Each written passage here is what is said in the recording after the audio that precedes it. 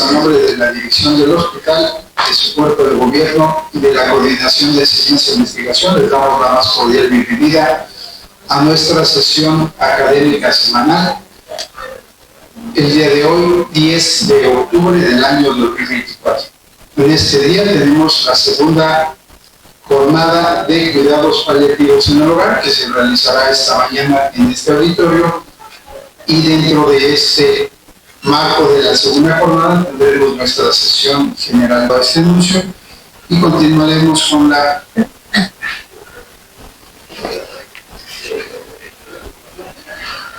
Bien, para esta conferencia nuestra profesora, la doctora Daniela González Espinosa, ella es médico cirujano egresado de la Facultad de Medicina de la Universidad Nacional Autónoma de México.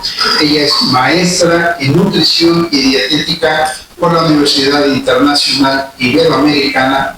Posteriormente realizó diversos diplomados. Diplomado en Medicina del Dolor y Cuidados Paliativos en la Universidad Autónoma de Chiapas. Un diplomado en práctica clínica interdisciplinaria, integración diagnóstica y terapéutica por la Academia Mexicana de Medicina del Primer Contacto. Después realizó un diplomado interdisciplinario en urgencias médicas y manejo de síndromes por la Academia Mexicana de Medicina del Primer Contacto y actualmente es la encargada del servicio de ICE en casa del Hospital Regional Licenciado Adolfo López Mateos. Ella nos va a presentar el tema Cuidados paliativos domiciliarios ICE en casa en el marco de la segunda jornada de cuidados paliativos en el hogar. Le agradecemos a la doctora Daniela que haya aceptado la invitación y la recibimos por favor con un fuerte aplauso. Muchas gracias. Gracias. Sí.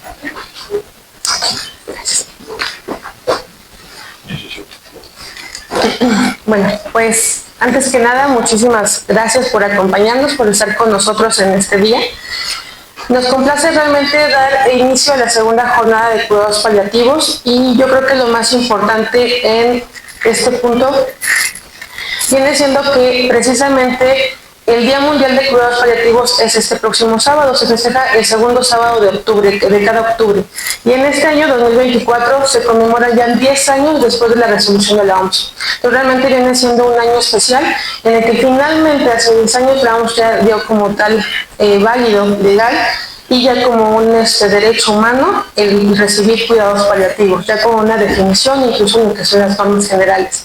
Esto como tal que nos da la oportunidad, más que nada, de evaluar los avances que hemos tenido en estos 10 años y darnos cuenta finalmente de que todavía nos hace falta un gran camino que recorrer, incluso abarcar más lo que es llegar a más comunidades, llegar a más personas, y incluso capacitar más a lo que son los profesionales de la salud. Finalmente son pocas las personas que tienen esos conocimientos, que incluso se preparan o que incluso están con la disponibilidad de afrontar el tema de muerte con sus propios pacientes. Viene siendo la otra cara de la medicina, cuando ya no podemos dar una curación, cuando ya no podemos resolver más que nada su padecimiento de nuestros pacientes, ¿qué es lo que queda? No significa que solamente los dejemos morir, sino finalmente dar alivio en todo este proceso. Y pues los objetivos como tal de los cuidados paliativos, principalmente es ayudar a nuestros pacientes. Ellos están con una condición realmente donde ya no pueden sobrellevar su estado de salud. Es la pérdida de salud, la pérdida de la posibilidad de una curación y finalmente hay que ayudarlos no nada más en la situación física, sino también emocional. Por otro lado, aprender a manejar y mantener lo que es la calidad de vida, que viene siendo el enfoque principal de cuidados paliativos. Promocionar los cuidados paliativos, como les mencionaba, en lo que es los profesionales de la salud o lo que es el personal de salud.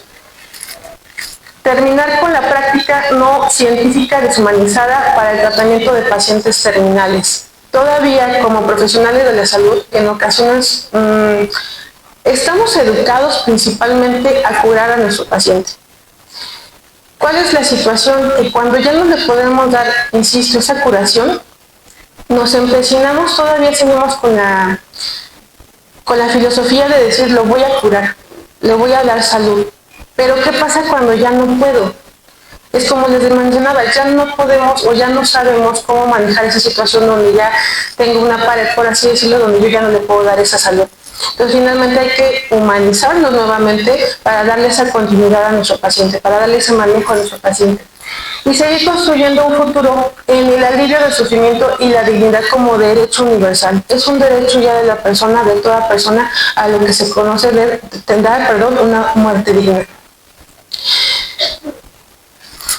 Y ante esto, un poquito de historia. ¿Por qué menciono un poquito de historia? Porque como les digo, ya tenemos, ya son 10 años que cumplimos ya con lo que es el Día Mundial de Cuidados Paliativos. Y finalmente empezamos desde Europa. ¿Qué pasó? Que en Europa, desde lo que fue este año 400, se crearon los hospicios. Esos hospicios finalmente no eran como para enfermos, sino más que nada para dar atención a los peregrinos, sí, con alguna enfermedad, pero se les daba mucha atención en cuanto a comida, alojamiento, y tenía la característica de que eran normalmente para personas con escasos recursos. En 1669, en Francia, vino una ola en donde se generaron varios hospicios, principalmente lo que les mencionaba para personas de escasos recursos, no precisamente pacientes enfermos o lo que eran enfermos. En 1842 se crea el primer hospicio para el cuidado de pacientes terminales y estaba a cargo de lo que eran las Hermanas de la Caridad Irlandesa, prácticamente por parte de la Iglesia. En la Segunda Guerra Mundial es cuando inicia la necesidad y la conciencia por parte del personal médico y los profesionales de salud de crear lo que es la muerte digna, al ver a todos los prácticamente heridos de guerra con discapacidades, con situaciones pues ya al límite o al borde de la vida, donde no tenían prácticamente una atención y se dejaban morir. ¿Por qué? Porque ya no se les podía dar otra atención, otra solución. De ahí, por ejemplo, en 1967 viene una de las fundadoras, Cissy Saunders, de lo que eran los cuidados paliativos. Ella inicialmente era enfermera, después hizo trabajo social, prácticamente se enamoró de un paciente terminal, con el cual fue que dio inicio a todo lo que era el movimiento de hospicios, del hospicio moderno, fundó lo que es el hospicio de San Christopher, precisamente pues inspirada por la situación del paciente que tuvo, donde se le dio atención paliativa a pacientes terminales, pero no nada más se daba la atención a los pacientes terminales. Inicialmente en este hospicio fue donde se investigó, se dieron clases, salieron los primeros especialistas, por así decirlo, y se dio apoyo nada más no solo al paciente, sino a la familia y al duelo por el cual pasaron. Fueron los precursores de todo lo que fueron los cuidados paliativos. En 1987, en Inglaterra se creó por primera vez la especialidad de medicina paliativa. Y en 1980, finalmente la OMS ya le da un concepto oficial y promueve el programa de cuidados paliativos. Hasta 1995, la Organización Panamericana de Salud adopta el término como tal de cuidados paliativos. Y nos quedamos con la última definición desde el 2002, ya de cuidados paliativos por parte de la OMS, que viene siendo el cuidado activo e integral de pacientes cuya enfermedad no responde a terapias curativas. Su fundamento es el alivio del dolor y otros síntomas acompañantes y la consideración de los problemas psicológicos, sociales y espirituales. El objetivo principal de los cuidados paliativos es alcanzar la máxima calidad de vida posible para el paciente y su familia. Muchos aspectos de los cuidados paliativos también se aplican a fases previas de la situación ya como tal terminal del paciente. Incluso en ocasiones desde que ya se da como el diagnóstico es cuando ya se puede dar una atención paliativa. No hay que esperarnos hasta el último momento donde ya está prácticamente al borde de la vida nuestro paciente o a cuestión de meses de vida probablemente, sino incluso desde que nosotros como médicos vemos que ya tenemos un diagnóstico difícil. Y recordar, en el primer momento donde me están diciendo que tengo una enfermedad avanzada, tan solo una enfermedad crónica, una enfermedad crónica degenerativa, ya como tal nuestro paciente está teniendo un duelo porque está perdiendo su salud. Está consciente de que esa enfermedad ya no se va a curar, que tenemos que tener un control ya de por vida de esa enfermedad, de algunas enfermedades, y desde ese momento ya estamos perdiendo un duelo, o ya estamos sufriendo un duelo, estamos perdiendo salud, y se nos olvida manejar esa parte. ¿Cómo se siente mi paciente emocionalmente con ese diagnóstico? porque es motivo incluso de que abandonen tratamientos, de que no acudan a sus consultas, por ejemplo, de que decidan tal vez no operarse cuando todavía se pueda hacer una detención, una resolución de su enfermedad o disminuir el avance de la enfermedad. Y aquí, por ejemplo, nos vamos a los avances en México. Como les mencionaba, ¿cómo vamos? Finalmente en México, desde 1972, por parte del doctor Vicente García Olivera, que se educó precisamente en Europa, viene a fundar lo que es la Clínica del Dolor. En 1973 inicia lo que es el hospital en Guadalajara, igual de cuidados paliativos. En 1976, el Hospital General de México. En 1979 se fue la Asociación Mexicana para el Estudio y Tratamiento del Dolor. En el 2008 ya inicia lo que es la Ley de la Voluntad Anticipada. Ya hay una ley desde el 2008 que pocos la conocemos e incluso como médicos, trabajadores sociales o psicólogos la ofrecemos en el hecho de decidir como tal qué quiero o cómo quiero morir. ¿Qué puedo o no puedo aceptar con respecto a maniobras médicas? En el 2009 inicia lo que es el Programa Nacional de Cuidados Paliativos como parte del Sistema Integral de Calidad en Salud. ¿Okay? En el 2009 igualmente se incluye ya en la legislación federal y en la Ley Federal de Salud. ¿Okay? Es en el capítulo 13 y en el capítulo 14. En el 2014 ya como tal está en el Diario Oficial de la Federación en la norma 011. Donde se estipulan lo que son los criterios para la atención de enfermos en situación terminal a través de los cuidados paliativos y se crea el Consejo de Salubridad General, declara la obligatoriedad del manejo integral de los cuidados paliativos ya como un derecho humano y universal. En el 2019 se crea el programa de Paliativice. Finalmente este programa tiene una expectativa de que inicia desde el 2019 hasta este último año 2024. Estamos en aras de ver qué es lo que procede con este programa y finalmente viene siendo el ofrecer una atención integral, holística y activa que finalmente busca aliviar el sufrimiento y mejorar la calidad de vida del paciente. Mundialmente, ¿cómo estamos? Actualmente se cree que aproximadamente 56.8 millones de personas necesitan cuidados paliativos. Hace aproximadamente 10 años era un 40 millones. Entonces, si vemos, cada vez aumenta la cantidad de personas que requieren cuidados paliativos. El simple hecho incluso de que tengamos una población mayor, que principalmente sean adultos mayores, que incluso aumenten las enfermedades cardiovasculares y con ello aumenten las enfermedades que nos den secuelas como incapacidad o dependencia funcional, que aumenten las demencias, por ejemplo, nos genera que haya más demanda en cuanto a cuidados paliativos, en cuanto al cuidado de o al ser dependientes de los familiares o terceras personas. De toda esta población, el 67% son adultos mayores y el 7% son niños. También tenemos niños que requieren cuidados paliativos. De ahí, 3.1 millones se encuentran en el proceso de final de la vida, ya en los últimos meses o últimos días prácticamente del final de la vida, y se van sin recibir una atención de cuidados paliativos. El 78% de esa población vive en países de ingreso bajo o mediano ingreso. ¿Por qué es importante mencionar esto? Porque normalmente la mayor población que cuenta con acceso a cuidados paliativos son países en desarrollo. ¿Okay? Los que están en de ingreso bajo o mediano ingreso están prácticamente con inaccesibilidad a lo que son los cuidados paliativos. A nivel mundial, solo un 14% de las personas que necesitan el cuidado paliativo la reciben. Y actualmente en nuestro país, pues realmente es, como les mencionaba, no es del dominio de todo lo que son los profesionales de salud, no llega a todas las puertas, no llegamos a todas las comunidades y todavía sigue siendo pues una situación, incluso la especialidad muchas veces se limita únicamente a clínicas de dolor, a manejo de dolor, y nos vamos con todo lo que es el panorama amplio y global de lo que son cuidados paliativos.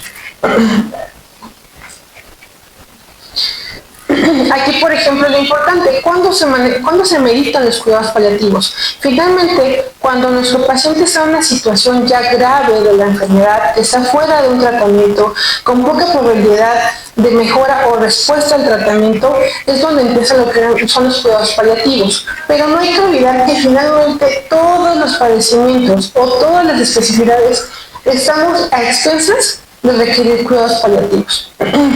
Prácticamente la mayor parte son situaciones oncológicas, cánceres metastásicos en un 34%, pacientes, como les mencionaba, con enfermedades cardiovasculares en un 38.5% aproximadamente, enfermedades pulmonares, principalmente lo que es EPOC, en un 10.3%, que son las principales, pero de ahí vamos, por ejemplo, desde problemas como inmovilidad, úlceras, demencias, enfermedades neurológicas como lo que es Parkinson incluso, o lo que es Alzheimer. La dependencia funcional total es muy importante y es muy común, por ejemplo, en pacientes ya con secuelas de eventos vasculares o pacientes geriátricos.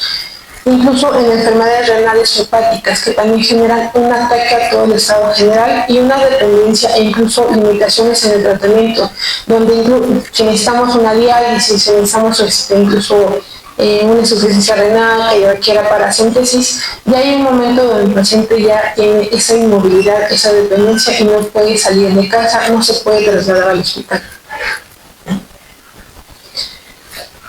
Y aquí, por ejemplo, hay definiciones como tal específicas relacionadas con lo que es la etapa de la fase terminal. Tenemos desde enfermedad terminal, lo que es la enfermedad oncológica terminal, no oncológica terminal y situaciones agónicas.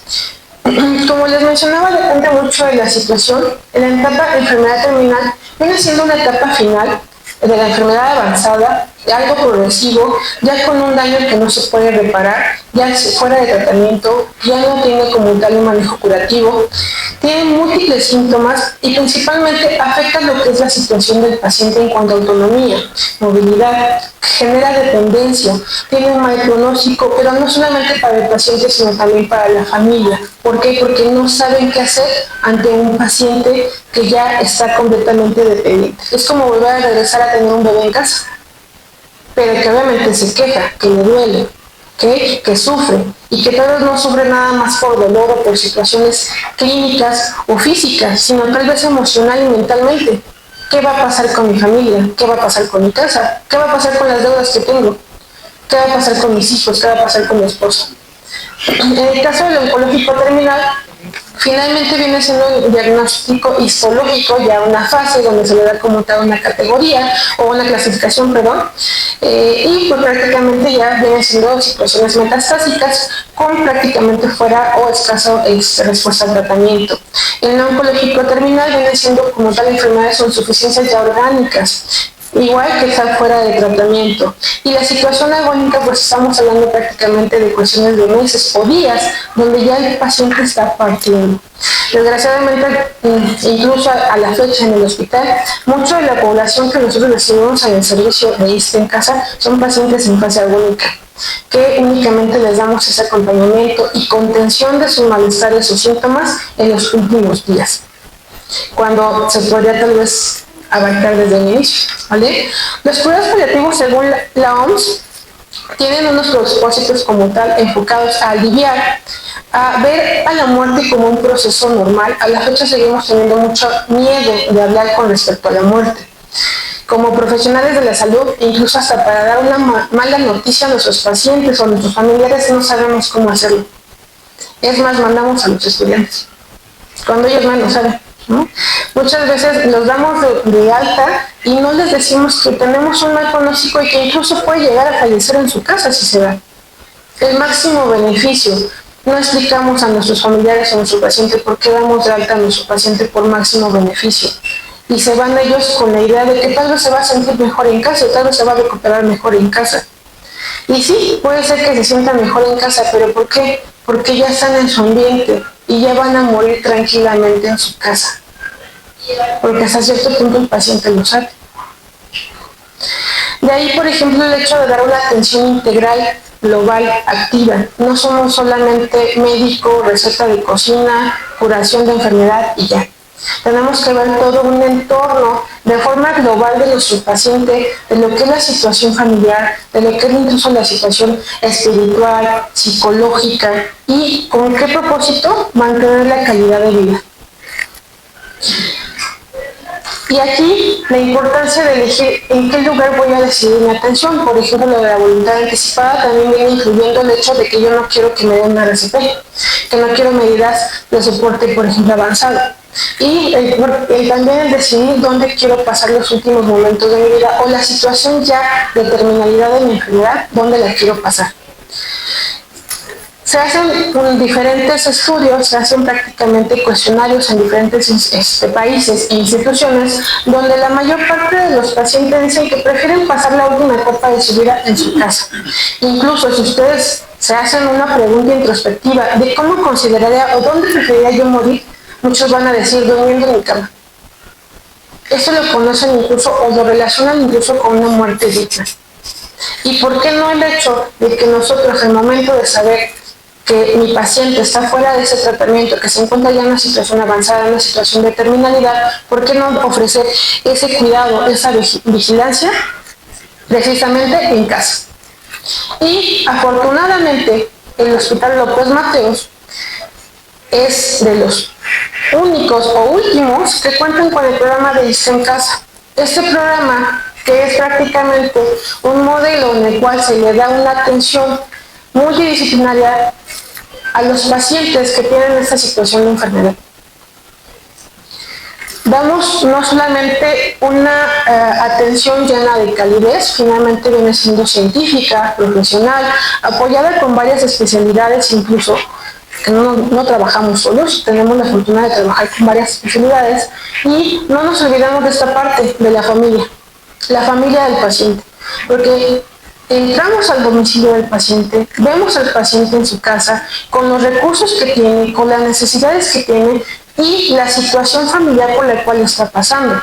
La capacidad incluso de la familia de poder contener a su paciente enfermo, tal vez en una situación final en casa. El cambio de roles incluso.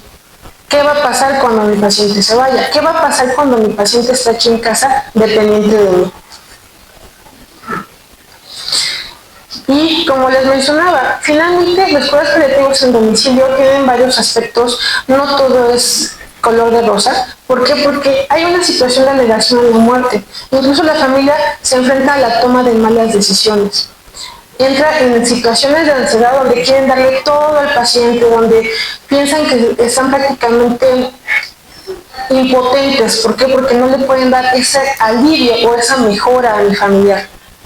Entonces quieren darle todo, incluso hasta el hecho de luego ocupar tratamientos que, no sé, magia, hierbas, no sé, infinidad de tratamientos que no están mal, porque tal vez llenan un poquito la situación emocional y espiritual del paciente y la familia, pero no es la solución a todo, porque finalmente genera estrés.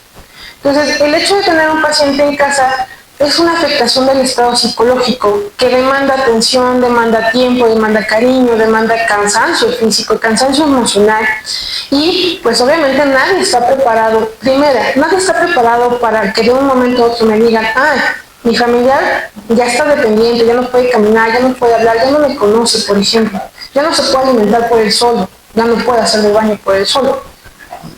Y tengo que cambiar toda la dinámica de mi familia y de mi hogar y de la estructura de mi casa para hacerlo cuidando en casa, por ejemplo. Muchas veces hay el hecho del miedo que tengo yo como familiar de llevarme a mi paciente a casa. Pero se me olvida el hecho de que aquí en el hospital pues finalmente tenemos carga de trabajo y sigue siendo un paciente de N cantidad que tenemos en cada piso o en cada especialidad. En casa sigue siendo mi familiar, mi esposo, mi papá, mi hijo, a que yo le puedo dedicar todo el tipo de las necesidades que él tenga. Obviamente con la orientación del servicio médico. Final, uno de los éxitos principales que puede tener los cuidados paliativos, no nada más hospitalarios, sino en casa, es la comunicación y la orientación que pueda llegar a tener el personal de salud hacia la familia y hacia el paciente. Si yo no le hablo con la verdad, si yo no le aclaro la situación por la cual está pasando, si yo no le digo con manzanitas todo lo que va a requerir mi paciente, ellos van a tener miedo. Y empezarlos, obviamente, también a ayudarlos a que disminuya ese miedo. Y el hecho de tener a un paciente enfermo en casa viene siendo realmente una solución y un apoyo para la familia. ¿Por qué? Porque ya es incluso respetar la autonomía del paciente y que el paciente incluso, si es posible, tome las decisiones con respecto a su cuidado, esté consciente de las necesidades con respecto a su cuidado y puede participar activamente en el mismo si él puede o quiere. Necesidades esenciales para que cumplamos con cuidados paliativos en domicilio. Se requiere vocación de servicio. No cualquier profesional de salud, como no cualquiera podemos ser pediatras, no cualquiera puede ser neurocirujano, no cualquiera puede ser o puede dedicarse a los cuidados paliativos y mucho menos ingresar al domicilio de un paciente. Necesitamos tener realmente mucha empatía. Es diferente el atender a un paciente en un medio hospitalario, en mi consultorio, donde prácticamente el amo y señor es el profesional de salud, ya sea, por ejemplo, el equipo de enfermería, el médico, etcétera, a que yo esté entrando a los dominios de mi paciente. Soy un invitado más, no me puedo imponer. Pero igual tengo que convencer a mi familia de lo que necesita mi paciente. Y de ahí voy a ver, como les mencionaba, las necesidades que tenga. Si hay agua, si hay luz, si hay espacio suficiente incluso para tener al paciente en una cama hospitalaria, si hay un acceso, por ejemplo, una entrada lo necesariamente accesible para una silla de ruedas. Cosas que tal vez nosotros, estando en un consultorio o en el medio hospitalario, no nos damos cuenta, no nos percatamos de eso.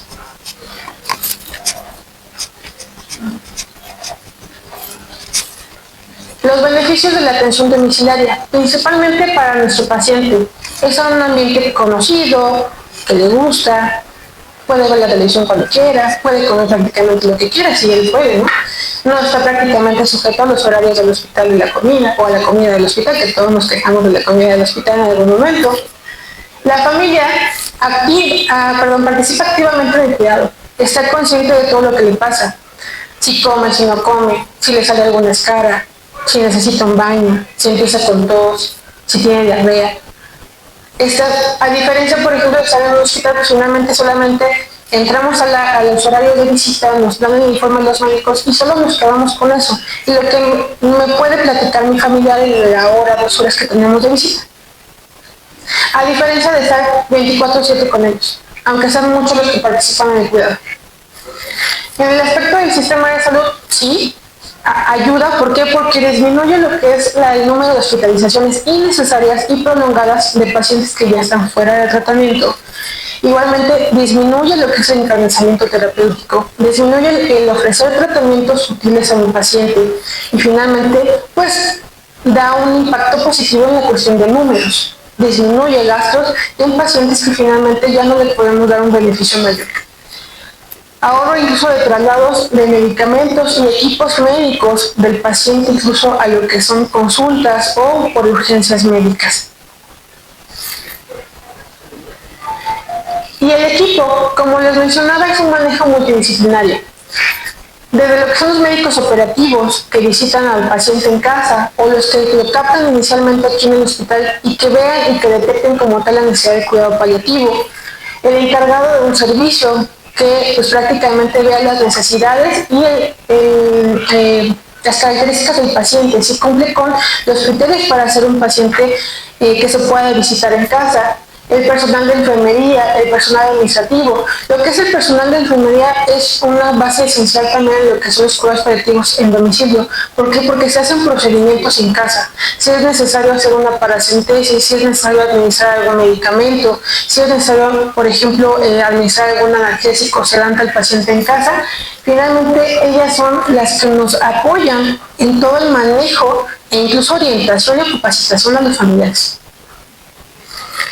Especialidades, desde cuidados paliativos, lo que es psicología, clínica de psicología, trabajo social, rehabilitación, apoyo nutricio o todas las especialidades que tenemos en el hospital, con las cuales nos podamos apoyar incluso para dar seguimiento o a dar algún ajuste de tratamiento.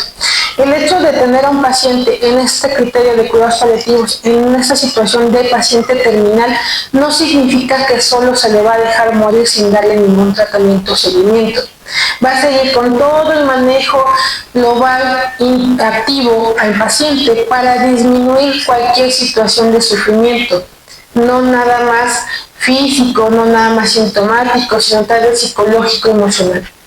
¿Por qué trabajo social? Porque también tenemos que ver la dinámica familiar, incluso si hay situaciones de abandono del paciente. Si los familiares no se quieren hacer cargo de los pacientes, ¿qué hacemos? Si el paciente tiene que llegar, por ejemplo, a un asilo, si en el asilo lo están cuidando bien. Entonces, no solamente es la situación de la enfermedad, y como siendo desde estudiantes que nos enseñaron a que no veíamos enfermedades sino pacientes, tenemos que ver un todo. ¿Cuáles son los requisitos para que el paciente ingrese al servicio y esté en casa? Pues finalmente contar con lo que es una atención especializada, presentar al paciente lo que es la especialidad o el médico tratante debe de presentar al paciente para valorar las condiciones de terminalidad por la cual está pasando el paciente. Y antes de que ingrese a nuestro programa necesitamos orientar a la familia o a los cuidadores con respecto a las condiciones que se van a llevar a cabo en casa. Como les mencionaba, qué es lo que tiene en casa, qué son lo que le hace falta, quién lo va a cuidar, quién va a ser el cuidador principal, cómo va a ser el cambio de roles. Le menciono el cambio de roles, ¿por qué? Porque en ocasiones el paciente que ya queda dependiente, el paciente que ya está en esa situación final de la vida, o el que ya queda, por así decirlo, con una situación de postración, tal vez era la cabeza de la familia. Tal vez era el único que aportaba, por ejemplo, económicamente a la familia o a la casa. Entonces, tengo que ver qué posibilidades tiene el entorno en casa o en la familia para saber si son capaces de poder cuidar al paciente. Porque va a requerir gastos finalmente. Insisto, no solo es un impacto físico y emocional, sino también económico. Comunicación positiva entre el paciente profesional y salud, y familia. Porque en el primer momento donde se corta esa confianza entre todo este entorno, este núcleo, tenemos el abandono de un seguimiento o control. Finalmente lo que queremos es que el paciente no sufra, que hasta el último momento de vida se mantenga la calidad de vida. Si mi familia o el mismo paciente no le tiene confianza a mi médico, a mi enfermera, pues no me va a hacer caso. Y mejor va a ir con la vecina a preguntarle qué le da. Competencia del equipo en cuidados paliativos. Sí, se necesitan habilidades, se necesita un perfil, se necesita tener las capacidades, el conocimiento para impartir cuidados paliativos. Y afortunadamente, en el aspecto de un cuidado paliativo global, no solamente manejo de dolor, no es nada más el hecho de dar solución a los síntomas, sino saber incluso dar confort al paciente y a la familia. El simple hecho, incluso no sé si Sanders lo mencionaba, 5 minutos en el cual yo ingreso a un domicilio y escucho a mi paciente o a sus familiares, me dan un panorama mayor de la situación real del paciente y aparte le damos alivio. Si escuchamos, le damos alivio. Si escucho a mi familia, tranquilizo a la familia. Si escucho a mi paciente, le doy alivio a mi paciente.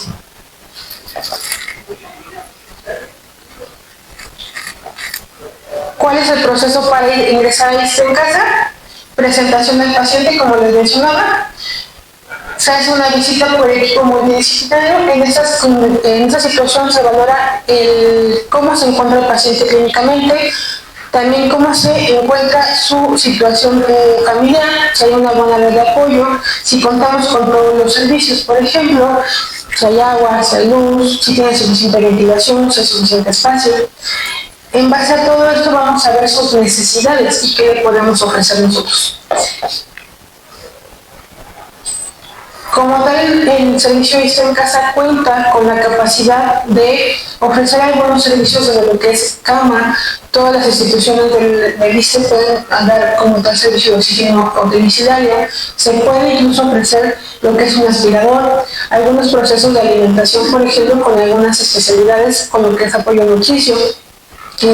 Incluso si se requiere algún procedimiento intervencionista como manejar algún tipo de sedación con el paciente o analgésicos, o lo que le mencionaba, tal vez alguna paracentesis, que las hemos llegado a realizar. Estudios de laboratorio también, incluso si se ha llegado a necesitar hasta transfusiones sanguíneas.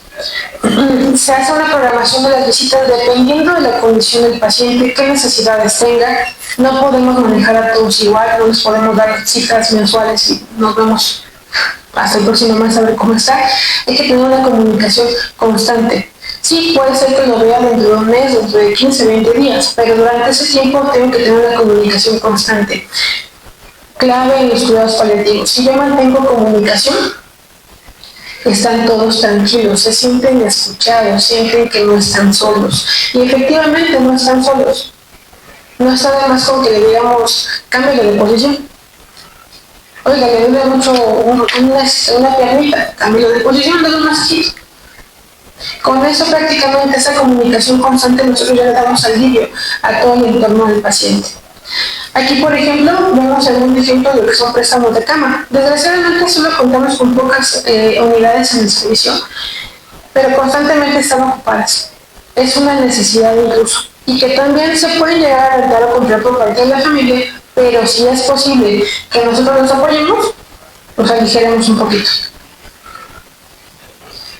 Es de vital importancia la detección y control de síntomas en lo que son los pacientes en esa situación cuando se encuentran en casa.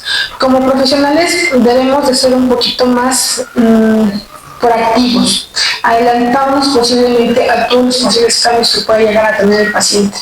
Si nosotros sabemos que el paciente está en una situación agónica, terminal, que va a tener dolor, que puede llegar a tener, por ejemplo, náuseas, va a tener falta de apetito, va a tener rechazo a lo que es la vía oral. Hay que adelantarnos un poquito a todos estos cambios. Estos son los síntomas más comunes que nos podemos llegar a encontrar en pacientes en situación terminal. Y precisamente viene incluso la situación aguda y la situación crónica que podría decirse en ellos para darles esa atención o ese manejo. Tenemos situaciones en fase agónica, donde incluso tenemos que ver qué se le va a dar al paciente si empieza a sangrar, por ejemplo, si empieza a convulsionar. Siempre se le va a ofrecer el poderlo trasladar al hospital a urgencias, para dar una atención de urgencias. Pero si finalmente nosotros queremos, o el paciente quería fallecer en casa, en su cama, hay que tratar de adelantarnos a todos los posibles síntomas o complicaciones que puedan llegar a tener los pacientes en casa para poder contenerlos incluso antes de que se empiecen a presentar o en el momento que se presenten, tratar de controlarlos lo más posible. Y insisto, explicarle detalladamente a los familiares. Como tal, en cuidados paliativos se dice que no hay emergencias domiciliarias, precisamente por esta situación, porque nos vamos a adelantar a los posibles cambios que puedan llegar a tener. Y se va a explicar, nosotros cuando hablamos de una emergencia o de una urgencia, se explica a los familiares incluso que finalmente son situaciones donde se trata de salvaguardar la vida. Pero a mi paciente, le haga lo que le haga, ya no voy a poder prolongar esa situación de vida. Al contrario, voy a estar sacrificando su calidad de vida y voy a estar generando un poco más de sufrimiento para él. Insisto, hay una línea muy delgada entre el hecho de lo voy a dejar morir, o le voy a dar calidad de vida, o le voy a salvar la vida.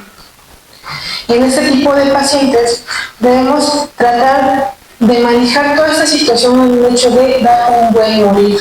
Sí, contengo lo más que se pueda los síntomas, no hay necesidad de caer en ansiedad, correr a urgencias. Simplemente es de, ya me había dicho el doctor que cuando se presenten crisis convulsivas tengo que darle el medicamento o comunicarme con él. Ya me dijo el doctor que si presenta sangrado, pues se le puede dar el medicamento y más que nada voy a hablar con mi paciente si es que está consciente y con mi familia. Porque también ellos se van a asustar y tratar siempre de mantener la calma.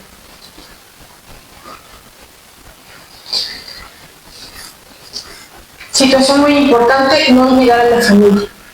La familia está en una situación donde está enojada, está peleada con el servicio médico, está peleada con el médico que le dio el diagnóstico, está peleada con el hospital porque dejaron que su familiar se enfermara o que por culpa del hospital ya no va a volver a caminar. Necesitamos como tal darle ese apoyo, esa orientación y entender esa situación como les mencionaba de duelo, están perdiendo la condición de salud y están perdiendo a su familiar. Nadie estamos preparados para perder a un familiar, a un ser querido, nadie. Aunque nos digan, ay, mira, vas a sentir esto, luego vas a pasar por este enojo y después por tristeza, etcétera, nadie estamos preparados para perder a un familiar. Por consiguiente, necesitamos ver también las necesidades que tenga nuestra familia con situaciones espirituales, existenciales. ¿Qué va a pasar con mi familiar después de que parta, por ejemplo? El manejo de emociones y hablar sobre la muerte, hablar sobre la situación ya cuando el paciente parta. Tratar de mantener siempre la calma con ellos y recordarles que no están solos. De ahí la importancia de mantener la comunicación constante con ellos. Y hacerles conscientes también de que no hay ninguna decisión mala, porque en ocasiones los familiares es que si no le doy esto estoy haciendo mal y entonces lo estoy dejando morir, pero es que si lo llevo al hospital estoy haciendo lo contrario de lo que me pidió mi papá, porque mi papá ya no quería ir al hospital, quería quedarse en casa. No hay una decisión mala, hay que respetar también la voluntad anticipada y respetar las decisiones de los pacientes y saber, insisto, principalmente que no estamos solos, que así como nosotros estamos pasando por esa situación, hay infinidad de pacientes o familiares que están pasando por lo mismo y que tal vez no puedo orientar con ellos y que afortunadamente en el hospital contamos con un servicio que les podemos orientar en ese aspecto. Aquí, por ejemplo, actividades que hacen el servicio Vista en Casa. Finalmente hacemos capacitaciones mensuales prácticamente para lo que son los cuidadores y familiares. A pesar de que se hace esta visita en casa y que en casa incluso se les explica qué es lo que se tiene que hacer, pues tal vez incluso cuando vienen a las capacitaciones aquí en el hospital, que creen que ya se hacen amiguitos entre los familiares. Porque ya se dan cuenta que tal vez ellos están pasando por lo mismo que está pasando su familia. Y ya encontré incluso posibilidades de decir, bueno, es que yo no sé cómo bañar a mi paciente en cama. Ah, pues el otro familiar se sabe. Y se apoyan entre ellos, finalmente es un grupo de apoyo. Pláticas familiares o sesiones familiares. La situación de la negación. Nos ha tocado mucho el hecho de que los mismos familiares están en negación con respecto a la situación de salud, de enfermedad, de muerte de su paciente. Y tenemos como al grupo de hermanos que están conscientes de que ya se está partiendo, por ejemplo, el papá y la mamá, y al grupo de hermanos que se niegan a dejarlo ir. Imagínense cómo está el papá y la mamá, preocupados por los que se niegan. Y finalmente los que exigen todo el tratamiento, todo el manejo, toda la atención al 100 y hasta lo que no se le ha hecho al paciente y hasta lo que ya se le ha hecho que se le vuelva a hacer, son los que están en esa negación. Entonces ahí la necesidad de que se hagan incluso sesiones familiares, que estén todos presentes, que estén todos conscientes de la situación y que vean que todo es en pro de su paciente, de darles calidad, de evitar sufrimientos. Y por ejemplo, el simple hecho de pacientitos que están contentos en casa. Muchos avanzados en su enfermedad, muchos en situación pues ya prácticamente dependiente, pero que están felices en casa. Están en su cama, o incluso en cama hospitalaria, pero por lo menos en su cuarto. Las capacitaciones a los cuidadores finalmente es para tratar de mantener la integración incluso también del paciente de la familia. Muchas veces no queremos ni moverlo de su cama porque no le vaya a pasar algo, porque no le vaya a lastimar. Hay pacientes, por ejemplo, que todavía se pueden movilizar, que todavía pueden participar en actividades, incluso pacientes con demencia, que ya me da miedo que salga de su cuarto porque se va a caer, porque se me va a ir, porque se pone a gritar. Es importante tal vez hacerlos partícipes de actividades diarias. ¿Y cómo lo vamos a lograr? Orientando a los familiares. Primero le doy al familiar esa confianza, para que se atreva a darle esa confianza a su paciente.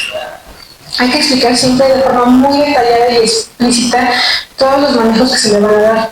Si es tratamiento antibiótico, analgésicos, ansiolíticos, alimentación, por ejemplo, por qué le vamos a evitar algún medicamento, por qué se lo vamos a dar así, o por qué le vamos a quitar ciertos alimentos, o por qué sí le podemos dar lo que sea. ¿O por qué le vamos a dar solo traguitos? Por ejemplo, en la situación de la comida, muchas veces nosotros relacionamos la alimentación con estado de salud. Nosotros incluso pensamos en que ya está mejorando porque ya está volviendo a comer. No siempre es así. En esta situación de estos pacientes, ya la alimentación viene generando una situación de agonía en algunos de ellos. Y comen, ¿por qué? Por darle gusto a la familia. ¿Por qué? Porque mi hija me ve comer y ya está contenta. Y si no come, está ahí todos los días rogándome. Y le veo su cara de sufrimiento. Le tolero los bocados, aunque después los esté vomitando. Entonces, hay que ser conscientes a todos los pacientes, por ejemplo, de que sí, vamos a tener un cuidado general de mi paciente, desde el simple hecho de mantenerlo bañado, limpio, lavarle la boquita, porque luego se nos olvida lavarle la boquita. Sí, se puede lavar la boquita, por ejemplo, evitar que tengan más heridas, evitar incluso que tengan infecciones, movilizarlos para que no se anquilosen en cama. Pero todo esto es por medio de una orientación y capacitación continua a todo nivel de apoyo. Aquí, por ejemplo, vemos unos videos de cómo están nuestros pacientes participando en actividades diarias. Incluso a la primera la ponen a caminar un poquito, con que nos caminen unos pasitos. Aquí una de sus pacientitas está ayudando a hacer la comida. Ambos pacientes tienen situación de cáncer, ya fuera de tratamiento. Pero eso no significa que los tengamos arrumbados en su camita. Hay que hacerlos parte de esa integridad de esa unión de nuestra familia, porque esa es la parte principal de que estén en casa, finalmente. Siguen siendo parte de nuestra familia, siguen siendo parte del núcleo.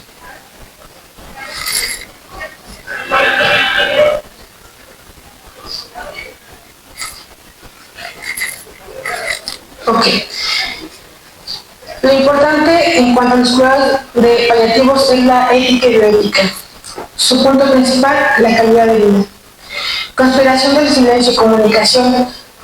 Porque hay que respetar también el hecho de saber de qué tanto sabe nuestro paciente y qué tanto quiere saber. Hay pacientes que, por ejemplo, saben que están en una situación terminal, pero se niegan a saberla o a aceptarla frente de su familia. O la familia se niega a eso porque sienten que si se lo dicen, se van a deprimir y se van a dejar morir. Sí, sí pasa. Por eso hay que primero tener comunicación. La voluntad del paciente, respetar en qué situación quiere fallecer, en dónde quiere fallecer o qué medidas quiere o no quiere aceptar para un soporte de vida. Aspectos religiosos y espirituales, muy respetable. Si yo quiero tener una comunicación con mi iglesia, con mi padre, en cantidad de costumbres que tengamos, se deben de respetar y darle siempre la opción de tener acceso a ellos. Manejo de síntomas no solamente es para dar, insisto, calidad o tranquilidad al paciente, sino también a la familia. ¿Por qué? Porque puede ser que mi paciente esté inconsciente, pero si veo, por ejemplo, que empieza a sangrar o que empieza con una dificultad respiratoria, de esas respiraciones que ya se conocen como ruidosas, o con muerte incluso, no le voy a dar una atención o no le voy a dar un manejo a esa respiración, a esos factores por el paciente que no está inconsciente, pero sí por la familia. Porque la familia que lo está cuidando está escuchando cómo respira con dificultad, está escuchando cómo se queja, está viendo cómo está sangrando. No nos cuesta nada dar una contención sintomática con el medicamento e incluso comunicación para dar tranquilidad también a ellos. Nuestro paciente sigue sintiendo hasta el último momento. Si siente agonía, sufrimiento, preocupación, miedo por parte de su familia, él lo siente. No prolongar la agonía. De aquí el hecho de no dar manejos innecesarios o tratamientos útiles para nuestro paciente. ¿Por qué? Porque no le vamos a dar ninguna mejoría. No le vamos a dar prolongar, por ejemplo, su vida, pero sí prolongar el sufrimiento. Y lo que es una sedación paliativa. La sedación paliativa tiene unas indicaciones muy específicas, pero sí se puede aplicar en México. Muy diferente la eutanasia, que no está legalizada como tal. Pero sí podemos por lo menos tratar de dormir un poquito al paciente. No vamos a acelerar su proceso de muerte, solamente lo vamos a tener un poquito más sedado.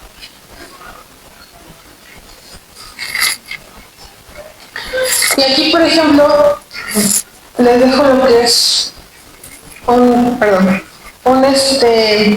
les presumo, un reconocimiento que recibió el programa de Vista en Casa el año pasado, que es el reconocimiento dado por lo que son los cuidados paliativos. ¿Okay? En este caso específico para lo que es cuidados paliativos en domicilio. También les presumo que este año fuimos partícipes de una grabación, una entrevista, un podcast en lo que es el Corazón del ISSSTE, en lo que es el podcast del ISSSTE, de Ya Oíste. Luego les dejo el link para que lo puedan escuchar. Se hace una entrevista directamente a paciente que tenemos con una situación hepática. Y por último, les dejo, bueno, casi por último, les dejo este video de servicios.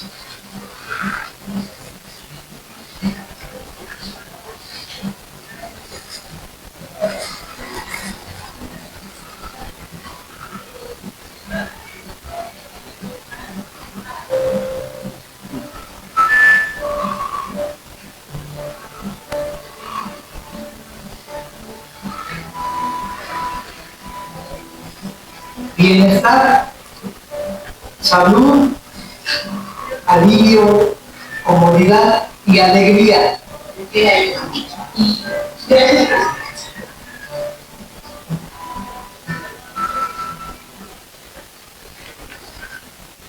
Este video fue precisamente con el cual participamos para lo que fue el reconocimiento dorado, y son imágenes y testimonios directos de pacientes.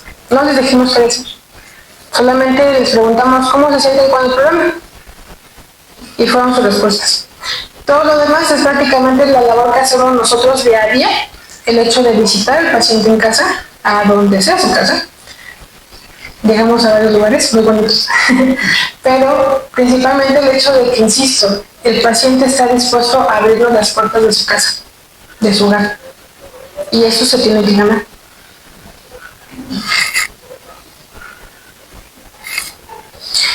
Como conclusiones,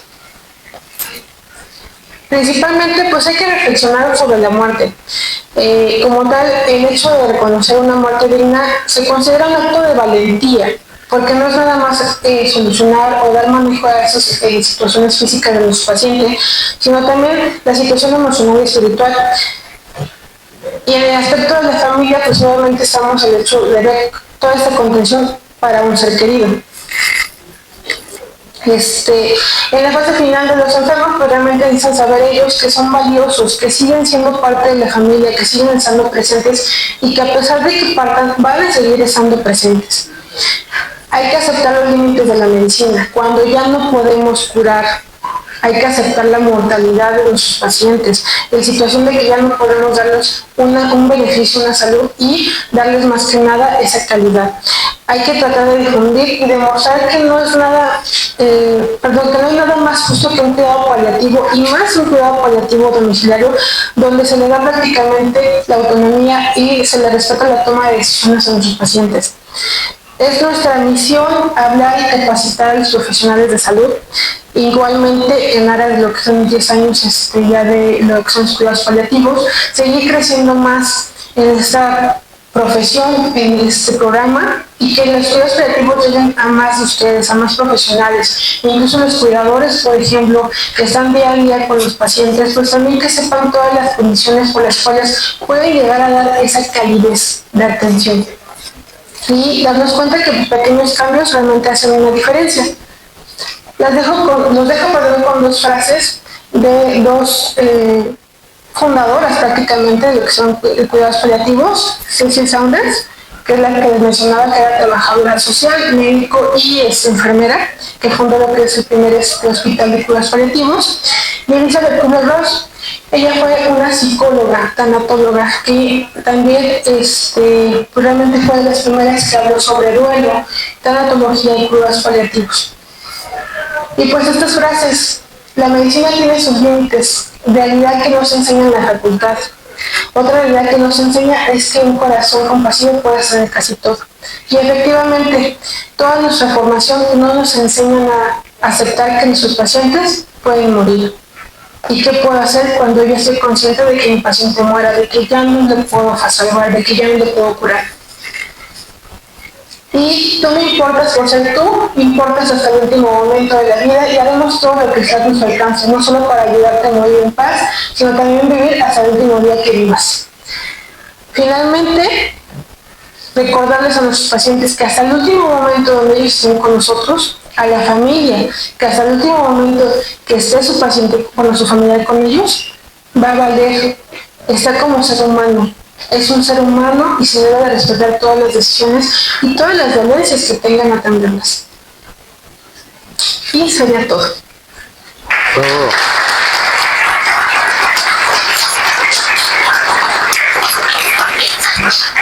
Muchas gracias, doctora Daniela, por esta gran conferencia y este tema que muchos de nosotros no conocíamos con tanta profundidad. Si hay algún comentario, alguna pregunta para nuestra profesora. Buen día a todos. Doctora Nani, pues usted ya lo dijo todo y nos comparte toda esta información que es verdaderamente importante para el trabajo que hacemos en este hospital todos día a día. Sería pues deseable que todas las personas que estamos aquí pudiéramos compartirlo con nuestros compañeros, con nuestros estudiantes, con todos los que están trabajando a nuestro lado para que conozcan la importancia que tiene este servicio. Verdaderamente le agradezco el trabajo que hace a usted y a su pequeño grupo que espero que pueda crecer mucho más. Esperemos que sí. Me queda muy claro, como dijo usted, que son personas que deben tener características específicas y por lo tanto tenemos que buscar. Estamos también ciertos, ¿verdad, maestro Olan, que tienen muchas necesidades como tal y seguramente el tiempo que sea posible vamos a trabajar en ello. Le agradezco todo esto, recordamos lo vital que es la comunicación y lo vital que es reconocer que nuestros pacientes se tienen que abordar de manera integral, que son personas que forman parte de un núcleo y que desde nuestra formación no tendríamos que olvidar. Yo le pido a toda la gente que está aquí que por favor transmita toda esta información, den a conocer la importancia que tiene el servicio que la doctora dirige, que podemos apoyarnos como un complemento muy importante de los tratamientos que ofrecemos y bueno, pues seguir trabajando juntos. Felicidades a usted y a todo su equipo. Buen día a todos. Gracias, gracias a todos. ¿Alguien más que pueda hacer un comentario? ¿Algún doctor Barragán o no? Buenos días. Yo también quiero unirme a la felicitación de la doctora Cruz. Y este es un trabajo, el hospital es pionero de todo este tipo de atención domiciliaria, con diferentes nombres, y ha madurado, pero como dijo la doctora, falta más para madurar lo que idealmente debería de ser. Nosotros en lo particular en pediatría en los últimos 3 años, 2 años y medio, hemos mandado 3 niños con ventilación domiciliaria. Eso sabemos, tenido algún niño hace muchos años, pero es muy difícil convencer a unos papás que se vayan a su casa con ventilación, por el estrés, por todo lo que implica, con obviamente el apoyo de ustedes, para que todo lo que acaba de mencionar, ¿no? Entonces, el trabajo en equipo, algo de debilidad que nos falta al hospital muchísimo, lo digo en particular, es trabajo tanatológico previo. Yo he visto niños que llevan 7 meses internados en el hospital, 8 maniobras de reanimación a palos cardiorrespiratorios. ¿Por qué? Porque el primer obstáculo para dar atención adecuada de cuidados paliativos es el médico, o el personal de salud, digamos, globalmente, las enfermeras, médicos, por lo que mencionó, no tenemos el chip de que se nos pueden, o bueno, es la naturaleza humana que fallece a nuestro paciente, y en pediatría peor, porque es antinatural. Lo natural es que fallezcan los adultos más grandes y no nuestros hijos. Entonces, son situaciones sociales, culturales muy difíciles y lo primero que tenemos es cambiar al médico. Por otro lado, pues estrictamente, por ejemplo, platicamos, yo veo que los médicos jóvenes están aprendiendo esto, se los comento porque la semana pasada justo nos falleció una niña con un daño neurológico previo que ya podría estar en cuidados paliativos globalmente. Y sí, la mamá, ella sí tenía trabajo tanatológico y falleció en el hospital en un cubículo de 3 camas, que estaba ella solita, con la mamá abrazada, la mamá subida en la cama, abrazando a la niña, y así falleció, porque luego somos muy estrictos y narrativos. ¿Cómo se va a subir a la cama? Eso es para los pacientes. Tenemos que tener flexibilidad en la atención hacia nuestros pacientes, particularizándola. Ya sé que, pues se dijo, debo pasar porque está falleciendo a un otro, su hermanito de 6 años, se va a enojar el vecino, que por qué sí pasó el hermanito de ese paciente, porque eso es cierto también, Sí. hablando del hospital. Pero hay que trabajar en todo eso. Y otra debilidad que tenemos como hospital es el conocimiento de la normatividad, porque pues conocemos muchísima, tenemos miedo dentro del hospital a no dar maneras de reanimación, porque no, entonces voy a tener problemas legales. En los 2 hospitales grandes pediátricos, el Infantil de México y el Nacional de Pediatría, tienen servicio de cuidados paliativos, o sea, maduro. O sea, maduro me refiero con personal capacitado, con un equipo integral de atención. Y ellos han llegado a ser algo que entras en cuestiones éticas de revisar, extubaciones paliativas. O sea, cuando extubas al niño, y tú sabes, lo supersedas, y tú sabes que el bebé va a morir. Sí. Y dicen ellos que llegar. Eso es eutanasia, ¿no? Yo no tengo al momento la capacidad para decir si sí o si no, porque buscas éticamente el doble efecto, como la sedación. Pero existe ya la extubación paliativa, al menos de lo que yo me he capacitado en pediatría. Es bien difícil, porque, pero bueno, precisamente es puntos a prepararse, a ir cambiando cultura, trabajar en equipo todos, lo que menciona el equipo, incluyendo obviamente las autoridades, son vitales, porque a mí me tocó el cambio del 2009, donde, por la mente tiene que ser datos operativos. ¿Qué personas van a hacer los operativos? ¿Vamos a sacar el curso? Pues magia. Entonces, pues, felicito a los hospitales, los felicito a ustedes por su gran trabajo que hacen. Gracias, doctor.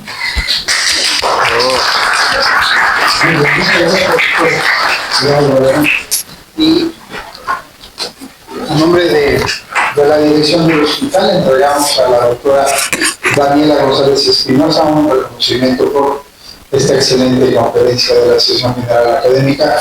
Gracias, doctora Daniela, y la despedimos con nuestro